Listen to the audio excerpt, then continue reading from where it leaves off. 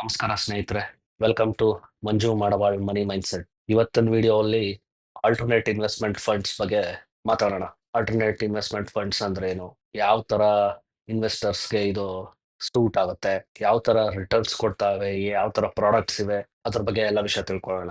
Okay then let's start the video. Alternate investment funds ಅಂದ್ರೆ official definition ಏನ್ ಹೇಳುತ್ತೆ ಗೊತ್ತಾ? ಅಫಿಷಿಯಲ್ ಡೆಫಿನೇಷನ್ ಏನ್ ಹೇಳುತ್ತೆ ಅಂದ್ರೆ alternate investment funds are essentially privately pooled investment vehicles tailored for sophisticated investors. Unlike conventional investment avenues, AIFs primarily invest in assets beyond the traditional scope of stocks, bonds, and gold. This includes a diverse range of assets such as unlisted equities, venture capital, private debt, real estate, and distressed assets. ಸಾಮಾನ್ಯ ಭಾಷೆ ಆಡು ಭಾಷೆಯಲ್ಲಿ ಹೇಳ್ಬೇಕು ಅಂದ್ರೆ alternate investment funds ಮೂರ್ ತರ ಇರುತ್ತೆ.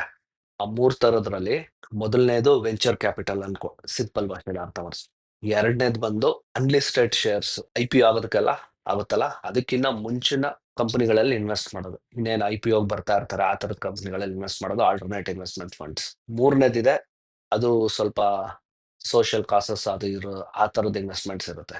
ಇವಾಗ ಇಂಡಿಯನ್ ಮಾರ್ಕೆಟ್ ಅಲ್ಲಿ ಮೋಸ್ಟ್ ಇಂಪಾರ್ಟೆಂಟ್ ಅರ್ಥ ಮಾಡ್ಕೊಳ್ಬೇಕಾಗಿರೋದು, ಆಲ್ಟರ್ನೇಟ್ ಇನ್ವೆಸ್ಟ್ಮೆಂಟ್ ಫಂಡ್ಸ್ಗೆ ಮಿನಿಮಮ್ ರಿಕ್ವೈರ್ಮೆಂಟ್ ಇನ್ವೆಸ್ಟ್ಮೆಂಟೇ ಇರೋದು 1 crore ಅಂಡ್ ಅಬವ್. ನೀವು ಎಷ್ಟಾರು ಇನ್ವೆಸ್ಟ್ ಮಾಡ್ಬೋದು. ಇದು ಆಬ್ವಿಯಸ್ಲಿ ಮ್ಯೂಚುವಲ್ ಫಂಡ್ಸ್ಗಿಂತ ಜಾಸ್ತಿ ರಿಟರ್ನ್ಸ್ ಕೊಡುತ್ತೆ, ಪೋರ್ಟ್ಫೋಲಿಯೋ ಮ್ಯಾನೇಜ್ಮೆಂಟ್ಗಿನ್ನ ಜಾಸ್ತಿ ರಿಟರ್ನ್ಸ್ ಕೊಡುತ್ತೆ. ರೆಗ್ಯುಲೇಟರಿ ಫ್ರೇಮ್ವರ್ಕ್ ಅಲ್ಲಿ ಏನ್ ಹೇಳ್ಬೋದು ಅಂದ್ರೆ, ಸೆಬಿ ಇದನ್ನ ಗೈಡ್ ಮಾಡುತ್ತೆ, ರೂಲ್ ಮಾಡುತ್ತೆ. SEBI alternate investment funds regulations 2012 ಅದು ಗೈಡ್ ಲೈನ್ಸ್ ಕೊಟ್ಟಿದೆ, ಹೇಗೆ ಈ ಇನ್ವೆಸ್ಟ್ಮೆಂಟ್ ಫಂಡ್ಸ್ ನ ರನ್ ಮಾಡಬೇಕು, ಏನ್ ರೂಲ್ಸ್ ರೆಗ್ಯುಲೇಷನ್ಸ್ ಇರುತ್ತೆ, ಏನ್ ಫಾಲೋ ಮಾಡಬೇಕು, ಹೇಗ್ ನಡೆಸಬೇಕು. So completely controlled by SEBI. ನಿಮ್ಗೆ ಇಲ್ಲಿ ಒನ್ ಆಫ್ ದಿ ಪ್ರಾಡಕ್ಟ್ ಬಗ್ಗೆ ಹೇಳ್ತೀನಿ. ಆಲ್ಟರ್ನೇಟ್ ಇನ್ವೆಸ್ಟ್ಮೆಂಟ್ ಫಂಡ್ಸ್ ಅಲ್ಲಿ ಇವತ್ತು ಇಂಥದೇ ಒಂದು ಆಲ್ಟರ್ನೇಟ್ ಇನ್ವೆಸ್ಟ್ಮೆಂಟ್ ಫಂಡ್ಸ್ ಒಂದು ಪ್ರಾಡಕ್ಟ್ ಬಗ್ಗೆ ಮಾತಾಡ್ತೀನಿ. ಅದರ ಹೆಸರು ಭಾರತ್ ವ್ಯಾಲ್ಯೂ ಫಂಡ್ ಸೀರೀಸ್ 4. ಇದು ಆಲೆ 3 ಫಂಡ್ ಮುಂಚೆ ಇತ್ತು, ಇದು 4ನೇ ಫಂಡ್. ಇದು ಯಾರು ತಗೊಂಡ್ ಬರ್ತಾ ಇರೋದು ಈ ಪ್ರಾಡಕ್ಟ್ ನ ಅಂದ್ರೆ, ದಿ ವೆಲ್ತ್ ಕಂಪನಿ ಅಂತ. ಇವರು ತುಂಬಾ ಡಿಕೇಡ್ಗಳಿಂದ ಇಂಡಿಯನ್ ಈ ಇನ್ವೆಸ್ಟ್ಮೆಂಟ್ ವೆಲ್ತ್ ಮ್ಯಾನೇಜ್ಮೆಂಟ್ ವರ್ಲ್ಡ್ ಅಲ್ಲಿ ಇದ್ದಾರೆ. ಇವ್ರದೆಲ್ಲ ನಾನು ಸ್ಕ್ರೀನ್ ಶಾಟ್ಗಳು ಹಾಕ್ತೀನಿ ನಾನು ವಿಡಿಯೋಲಿ, ನಿಮ್ಗೆ ಎಂಡ್ ಅಲ್ಲಿ ನೋಡ್ಕೊಳ್ಳಿ. ಸೊ ನಿಮ್ಗೆ ಅರ್ಥ ಮಾಡಿಸ್ಬೇಕು ಅಂದ್ರೆ, ಈ ಫಂಡ್ ಎಲ್ಲಿ ಇನ್ವೆಸ್ಟ್ ಮಾಡುತ್ತೆ ಅಂದ್ರೆ, IPO ಇದೆ, IPO ಆದ್ಮೇಲೆ ಪೋಸ್ಟ್ IPO, ಇದು ಪ್ರಿ IPO ಯಾವ್ಯಾವ ಕಂಪನಿಗಳು ಇನ್ನು 1 ವರ್ಷ 2 ವರ್ಷದಲ್ಲಿ ಬರ್ಬೇಕು ಅಂತ ಇರ್ತಾರೆ, ಅವ್ರು ಇನ್ವೆಸ್ಟ್ ಮಾಡ್ತಾರೆ ಇಲ್ಲಿ. ಈ ಫಂಡ್ ಈ ತರಹದ ಕಂಪನಿಗಳಲ್ಲಿ ಇನ್ವೆಸ್ಟ್ ಮಾಡುತ್ತೆ. 90% ಆಫ್ ದಿ ಕಂಪನಿಗಳು ಯಾರ ಮೇಲೆ ಇನ್ವೆಸ್ಟ್ ಮಾಡ್ತಾರೆ ಇವರು, ಅದೆಲ್ಲ majority manufacturing organisations.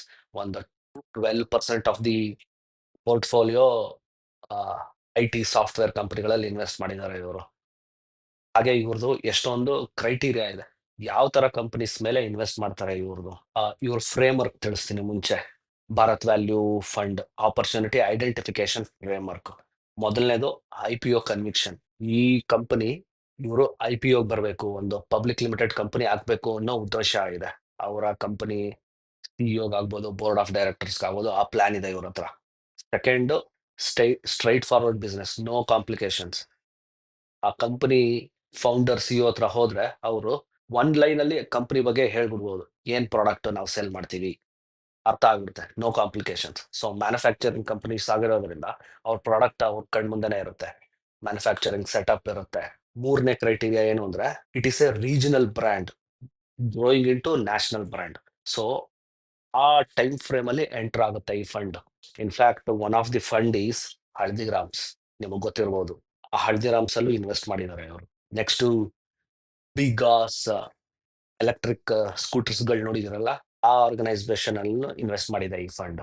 Fourth, substantial promoter holding above 85% or 80%, 90%, 95% company ಮೇಲೆ ಹೋಲ್ಡಿಂಗ್ ಇರಬೇಕು ಪ್ರಮೋಟರ್ಸ್. ಅಂತ ಕಂಪನಿ ಮೇಲೆ ಮಾತ್ರ ಇನ್ವೆಸ್ಟ್ ಮಾಡೋದು ಈ ಫಂಡ್ಗಳು. ಯಾಕೆ ಅಂದ್ರೆ, if the founders skin is not in the game ಅಲ್ಲ, in fact this is one of the reason why ಇವಾಗ ಒಂದ್ 2-3 ವರ್ಷದಿಂದ ಬಂದಿರೋ ಯಾವ್ಯಾವ IPOಗಳು ನೀವೆಲ್ಲ ಮುಗಿಬಿದ್ದು ತಗೊಂಡಿದ್ದೀರಾ ಅಲ್ಲ, ರಿಟರ್ನ್ಸ್ ಬಂದಿಲ್ದೇ ಇರೋ ಕಾರಣ ಅದು. ಯಾಕೆ ಹೇಳಿ? ಪ್ರಮೋಟರ್ ಹೋಲ್ಡಿಂಗ್ ಎಲ್ಲ ತುಂಬಾನೇ ಕಮ್ಮಿ. ನೈಕಾ ಎಷ್ಟು ಪರ್ಸೆಂಟ್ ಇದೆ ಪ್ರಮೋಟರ್ ಹತ್ರ? Below less than 10%. ಎಲ್ಲ ಇನ್ವೆಸ್ಟ್ ಮಾಡಿದವ್ರು ಯಾರು? ವೆಂಚರ್ ಕ್ಯಾಪಿಟಲಿಸ್ಟ್ಸ್. ಅವ್ರು ಲಾಭ ಮಾಡ್ಕೊಂಡು ಹೋಗ್ತಾರೆ, ನಿಮ್ಗೇನ್ ಸಿಗೋದಿಲ್ಲ. ಸೊ ಅವ್ರು ಬರೋದಕ್ಕಿಂತ ಮುಂಚೆ, ವೆಂಚರ್ ಕ್ಯಾಪಿಟಲಿಸ್ಟ್ ಬರೋದಕ್ಕಿಂತ ಮುಂಚೆ ನೀವ್ ಎಂಟರ್ ಆಗಿತ್ತು ಅಂದ್ರೆ ನೀವು ಜಾಸ್ತಿ ಲಾಭ ಮಾಡ್ಬೋದು ಅವ್ರ ತರಾನೇ. Next, fifth pillar, growth support.